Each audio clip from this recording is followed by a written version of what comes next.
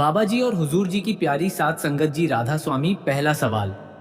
एक विदेशी बहन ने भावुक होकर सवाल किया, बाबा जी, जब मैं इस संसार से चली जाऊंगी उसके बाद क्या होगा? उस समय मुझे कैसे पता चलेगा कि मेरी आत्मा को किस ओर जाना है? बाबा जी ने शांति से जवाब दिया, बेटा, जो कुछ भी हमें करना है वह इसी मानव शरीर में रहते हुए ही किया जा सकता है। यह देह बहुत अनमोल है। शरीर छूटने के बाद हम अपने बल पर कुछ नहीं कर सकते। आत्मा के लिए स्वयं प्रयास संभव नहीं होता, लेकिन जिसने ईमानदारी से भजन सिमरन किया उसकी संभाल स्वयं मालिक करते हैं। दूसरा सवाल। उसी बहन ने फिर पूछा, बाबा जी, मैं तब ध्यान कैसे कर पाऊंगी? मेरा मार्गदर्शन कौन करेगा?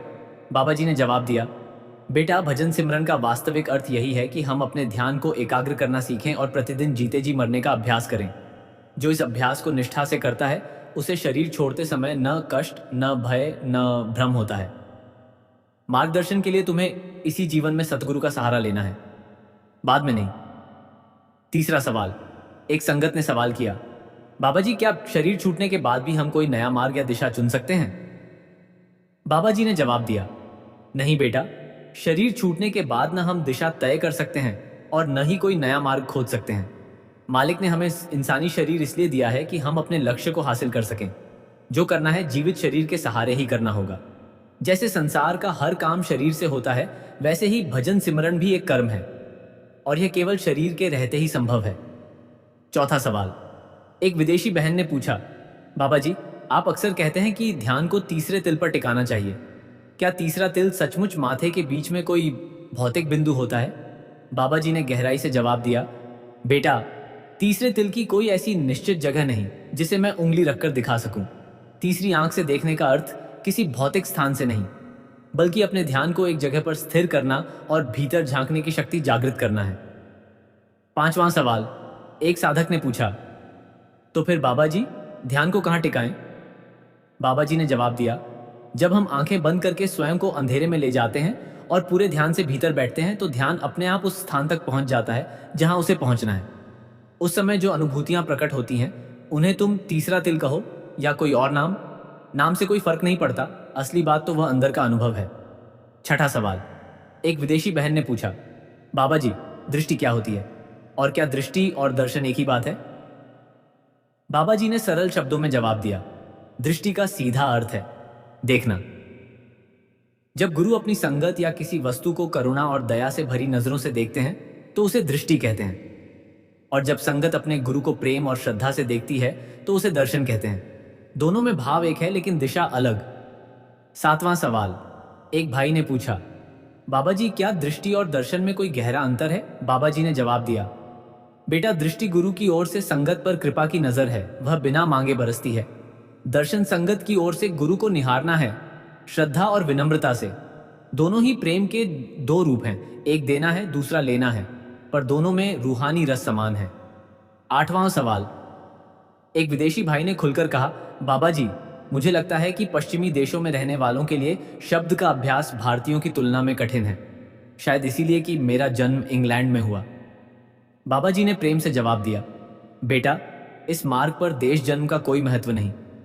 हर इंसान की मन बुद्धि की बनावट एक जैसी होती है। जीवन शैली अलग हो सकती है, लेकिन सोचने समझने की क्षमता और मन की प्रकृति में कोई फर्क नहीं। नौवां सवाल। उस भाई ने फिर पूछा, फिर मुझे अनुभव क्यों नहीं होता? बाबा जी ने जवाब दिया, यह भ्रम पूरी तरह निकाल दो। दुनिया में असंख्य विदेशी साधकों ने कई भारतीयों से भी आगे बढ़कर तरक्की की है। यह रास्ता न इतना आसान है कि थाली में परोसा खा लें और न इतना कठिन कि सच्चे प्रयास से मंजिल न मिले। लगन, धैर्य और निरंतरता से अभ्यास करो, सफलता अवश्य मिलेगी। 10वां सवाल। एक विदेशी बहन ने पीड़ा से कहा, बाबा जी, मेरी गर्दन में बहुत तेज दर्द है। क्या मुझे इसे अपने पुराने कर्मों का परिणाम मानकर चुपचाप सहना चाहिए? बाबा जी ने संतुलन से जवाब दिया, बेटा, तुम्हारी सोच गलत नहीं है, लेकिन हम शरीर में जी रहे हैं, इसलिए कष्ट दूर करने का उचित इलाज अवश्य करवाओ। यह भी याद रखो, मालिक का शुक्र करो कि उसने गंभीर बीमारी नहीं दी, बल्कि थोड़े कष्ट से कर्मों का हिसाब पूरा कर दिया। 11वां सवाल। उस बहन ने पूछा, बाबा जी, तो फिर मैं इस दर्द को आध्यात्मिक रूप से कैसे देखूं? बाबा जी ने जवाब दिया, इस नजर से देखो, यह दर्द बोझ नहीं बल्कि मालिक की रहमत है। जिसने तुम्हारा कुछ हिसाब हल्का कर दिया। प्रार्थना करो कि हिम्मत मिले और साथ में इलाज भी कराओ। शरीर का ध्यान रखना भी तुम्हारी जिम्मेदारी है। 12वां सवाल। एक विदेशी बहन ने पूछा, बाबा जी, क्या आपकी पुस्तकों का अध्ययन करना एक अभ्यासी के लिए आवश्यक है? बाबा जी ने तुरंत जवाब दिया, बिल्कुल, उन्हें अवश्य पढ़ो। वे विशेष रूप से संगत के लिए लिखी जाती हैं। मन के अनेक प्रश्नों के उत्तर उनमें सहज मिल जाते हैं। अध्ययन समझ को गहरा करता है और विश्वास को दृढ़ बनाता है। 13वां सवाल। एक संगत ने पूछा, क्या परमार्थ के अन्य ग्रंथ भी पढ़ने चाहिए? बाबा जी ने जवाब दिया, हाँ, उनका भी अध्ययन करो और जो समझ में आए उसे अमल में लाओ। जब तक मन तृप्त न हो, खोज जारी रखो। कई बार पुस्तकों में ऐसी बातें होती हैं जो पहले काम की नहीं लगती, पर भविष्य में वही मार्गदर्शक बन जाती हैं। 14वां सवाल। एक विदेशी भाई ने विनम्रता से पूछा, बाबा जी, हम गुरु के लिए क्या कर सकते हैं? उनकी प्रसन्नता कैसे पाएं? बाबा जी ने संक्षिप्त और गहरा जवाब दिया, बेटा, गुरु के लिए इससे बड़ा उपकार नहीं कि तुम उनके कहे अनुसार जीवन जियो, नहीं, उनके बताए हुक्म में रहो। बस यही पर्याप्त है। गुरु तुमसे और कुछ नहीं चाहते। 15वां सवाल। एक भाई ने पूछा, बाबा जी, चमड़े की बेल्ट, जूते आदि का उपयोग करने से क्या कर्मों का भार पड़ता है? बाबा जी ने व्यापक दृष्टि से जवाब दिया, बेटा, यदि हर बात को इतनी सूक्ष्मता से पकड़ें तो एक कदम चलना भी मुश्किल हो जाए। सांस लेने में, पानी, भोजन में अनगिनत जीव नष्ट होते हैं, लेकिन हम अनजाने में हैं। 16वां सवाल। उस भाई ने फिर पूछा, तो क्या हमें चमड़े का सामान बिल्कुल नहीं छोड़ना चाहिए? बाबा जी ने स्पष्ट किया, अगर हमें स्पष्ट पता हो कि किसी वस्तु के लिए जानबूझकर जानवर को मारा गया है तो उससे परहेज करना हमारे हाथ में है, यही समझदारी है। परंतु जहां जानवर स्वाभाविक मौत मरा हो, वहां उलझने की जरूरत नहीं। 17वां सवाल। एक भाई ने भावुक होकर कहा, बाबा जी, जब तक बच्चा रोता नहीं, मां दूध नहीं पिलाती। आज मैं रो रहा हूं, मुझे ले चलिए। बाबा जी ने हल्के अंदाज में जवाब दिया, बेटा, हर मां एक जैसी नहीं होती। कुछ माताएं तय समय पर ही खिलाती हैं, बच्चा सोए या खेले जगाकर भी पिला देती हैं, संगत ठाके लगाती है। 18वां सवाल। उसी भाई ने गंभीरता से पूछा, तो क्या मांगने का कोई फायदा नहीं? बाबा जी ने समझाया, केवल लफ्जों में मांगने से कुछ नहीं होता। असली काम भजन, सिमरन और ध्यान का है। अभ्यास करते रहो, फिर बुलाने की जरूरत नहीं। जब समय आएगा, मालिक की बख्शीश अपने आप होगी। 19वां सवाल। एक विदेशी भाई ने पूछा, बाबा जी, प्रेम के खेल में कोई हारता नहीं, यह बात किसी कवि ने कही है, क्या यह सच है? बाबा जी ने शांति से जवाब दिया, बात सही है, पर पहले समझो। सच्चा प्रेम वह अवस्था है जहां केवल देना होता है, कुछ पाने की अपेक्षा नहीं। शरीर का प्रेम शर्तों में बांधता है, आत्मिक प्रेम में कोई हार जीत नहीं। 20वां सवाल। एक साधक ने पूछा, तो फिर प्रेम की गहराई कैसे अनुभव करें? बाबा जी ने जवाब दिया, जब इंसान शरीर के दायरे से ऊपर उठकर रूहानी स्तर पर पहुंचता है, तभी प्रेम की असली गहराई का अनुभव होता है। वहां हिसाब किताब, लेन देन नहीं, बस एक रस होता है। 21वां सवाल। एक विदेशी बहन ने पूछा, बाबा जी, क्या मृत्यु आने से पहले हर किसी को इसका आभास हो जाता है? बाबा जी ने जवाब दिया, बेटी, यह पूरी तरह भजन सिमरन की गहराई पर निर्भर करता है। जिसने जीते जी मरने का अभ्यास किया, रोज ध्यान किया, उसे यह एहसास हो ही जाता है, बाकियों को नहीं। 22वां सवाल। एक भाई ने पूछा, बाबा जी, क्या लहसुन खाने से आध्यात्मिक प्रगति में बाधा आती है? बाबा जी ने संतुलित उत्तर दिया, हर परंपरा के अपने नियम हैं। कोई लहसुन को अनुचित मानता है, किसी को आपत्ति नहीं। यदि हर छोटी बात की गहराई में जाएंगे तो भजन सिमरन कैसे कर पाएंगे? ध्यान को मुख्य रखो, बाकी गौण है। 23वां सवाल। एक संगत ने पूछा, क्या हर चीज का असर होता है, जैसे सोचने का भी?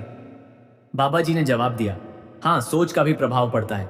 इसीलिए अनावश्यक विचारों में उलझने की बजाय अपने ध्यान को नाम में स्थिर करो, यही सबसे उचित है। 24वां सवाल। एक विदेशी बहन ने गंभीरता से पूछा, बाबा जी, हमें पूर्व जन्म की स्मृति नहीं, तो इस जीवन में क्या करें ताकि नए कर्म कम बने? बाबा जी ने सरल उत्तर दिया, सही मार्ग पर चलो, मालिक के हुक्म में रहो, तो बुरे कर्म स्वतः बचेंगे। जब इंसान रजा में होता है, आगे की जिम्मेदारी मालिक संभाल लेता है। मनमर्जी से चलोगे तो परिणाम भी तुम्हें भुगतने पड़ेंगे। 25वां सवाल। एक युवती ने भय साझा किया, बाबा जी, मेरी मां का वैवाहिक जीवन असफल रहा, मुझे डर है कि मेरे साथ भी ऐसा न हो। बाबा जी ने प्रेम से समझाया, बेटा, कर्म न कोई दे सकता है न छीन सकता है। तुम्हारी माँ की किस्मत अलग, तुम्हारी किस्मत अलग। जैसे एक व्यक्ति की दुर्घटना से पूरा घर घर से बाहर जाना नहीं छोड़ देता, हर इंसान का अपना कर्म लेखा है। 26वां सवाल। उस युवती ने पूछा, तो क्या मुझे बिल्कुल डर नहीं होना चाहिए? बाबा जी ने जवाब दिया, डर को विश्वास में बदलो, अपने कर्मों को सुधारो, नाम का अभ्यास करो। मालिक तुम्हारी संभाल स्वयं करेगा। उसकी रजा में रहोगी तो हर मोड़ पर सहारा मिलेगा। 27वां सवाल। एक बुजुर्ग बहन ने पूछा, बाबा जी, ईश्वर से प्रार्थना करना ज्यादा जरूरी है या भजन सिमरन? बाबा जी ने गहराई से जवाब दिया, बेटा, भजन सिमरन भी एक प्रार्थना ही है। पर हम समझ बैठते हैं कि शब्दों से बात करना ही प्रार्थना है। क्या मालिक को हमारे शब्दों की जरूरत? वह तो पहले से जानता है कि हमें क्या चाहिए। 28वां सवाल। उस बहन ने पूछा, तो प्रार्थना करने का क्या अर्थ है? बाबा जी ने जवाब दिया, प्रार्थना से हम अपने मन को तसल्ली देते हैं, लेकिन जब मालिक को देना होता है तो बिना मांगे भी दे देता है। प्रार्थना का असली सार है समर्पण, मांगना नहीं। 29वां सवाल। एक युवक ने पूछा, बाबा जी, सोशल मीडिया और नोटिफिकेशन से मन बहुत भटकता है, ध्यान कैसे टिके? बाबा जी ने मुस्कुराते हुए जवाब दिया, बेटा, मन वहीं जाता है जहां उसे आनंद मिलता है। अगर स्क्रॉलिंग में मजा आता है तो वहां जाएगा। आध्यात्मिकता में भी मन को आनंद देना जरूरी है, और वह आनंद नाम की गहराई से आता है। 30वां सवाल। एक भाई ने पूछा, तो सोशल मीडिया से कैसे बचें? बाबा जी ने व्यावहारिक सलाह दी, उसे पूरी तरह मत छोड़ो, लेकिन नियंत्रित करो। जैसे मिठाई कम कर देते हो। दिन का एक निश्चित समय बिना व्यवधान के नाम के लिए रखो, फोन साइलेंट करो, दरवाजा बंद करो और मन को संकेत दो, यह समय सिर्फ नाम का है। 31वां सवाल। एक साधक ने पूछा, बाहरी मनोरंजन का सुख तो तुरंत मिलता है, नाम का आनंद धीमा है, तो मन वहां क्यों जाए? बाबा जी ने जवाब दिया, सोशल मीडिया का सुख क्षणिक है, जल्दी खत्म हो जाता है और फिर और चाहिए। नाम का आनंद स्थायी है, पर उसके लिए निरंतरता चाहिए। जब आत्मा एक बार नाम का स्वाद ले लेती है, बाकी चीजें अपना असर खो देती हैं। बस शुरुआत की मेहनत तुम्हें करनी है। 32वां सवाल। एक सेवादार बहन ने पूछा, हुजूर, जीवन में कभी समझ नहीं आता कि सही निर्णय कौन सा है। कैसे पहचाने कि यह गुरु की रजा है या मन की इच्छा? बाबा जी ने शांत स्वर में जवाब दिया, बेटा, रजा को पहचानना सरल नहीं, क्योंकि मन अपनी इच्छा को ही रजा का नाम दे देता है। पहला कदम, यह साहस करो कि चाहे जो परिणाम हो, उसे मालिक की मर्जी मानकर स्वीकार करूंगा। 33वां सवाल। उस बहन ने पूछा, रजा और मन की इच्छा में क्या अंतर है? बाबा जी ने स्पष्ट किया, रजा शांत पानी की तरह है, उसमें उतावलापन नहीं। यदि निर्णय के लिए घबराहट, डर या जल्दबाजी है तो वह मन की चाहत है, पर यदि दिल में गहरी शांति और संतुलन है, भले रास्ता कठिन हो, तो वह रजा के करीब है। 34वां सवाल। एक संगत ने पूछा, अगर हम गलत निर्णय ले भी लें तो क्या होगा? बाबा जी ने करुणा से जवाब दिया, कभी कभी हम गलती कर बैठते हैं, पर यदि नीयत सच्ची है तो मालिक उस गलती को भी सिखाने का जरिया बना देते हैं। रजा का मतलब ही है परिणाम को अपने हिसाब से नहीं, मालिक के हिसाब से स्वीकार करना। 35वां सवाल। एक सज्जन ने पूछा, बाबा जी, पुराने पाप और गलतियां बार बार याद आकर मन को कचोटती हैं, क्या मालिक सच में माफ करता है? बाबा जी ने स्नेहमय स्वर में जवाब दिया, बेटा, अगर मालिक माफ न करें तो कोई भी आत्मा मुक्त न हो पाए। वह दया का सागर है, उसकी कृपा का प्रमाण यह है कि उसने हमें सुधारने का अवसर दिया है। 36वां सवाल। उस सज्जन ने पूछा, तो माफी कैसे पाएं? बाबा जी ने उत्तर दिया, मालिक के दरबार में माफी का अर्थ, पहली गलती मानना, दूसरा दिल से न दोहराने का संकल्प, तीसरा आगे का जीवन उसके नाम और रजा में जीना। जैसे मां डांटती भी है पर प्यार नहीं छोड़ती, वैसे ही मालिक भी। 37वां सवाल। एक युवक ने पूछा, पुरानी यादों को भक्ति में बाधा न बनाएं, यह कैसे संभव है? बाबा जी ने समझाया, जब भी पुरानी बात याद आए, उसे पछतावे की जगह सुधार का कारण बनाओ। मालिक से कहो, यह मेरी भूल थी, अब सुधारने का मौका दें, और फिर पूरे मन से भजन, सिमरन और सेवा में लग जाओ।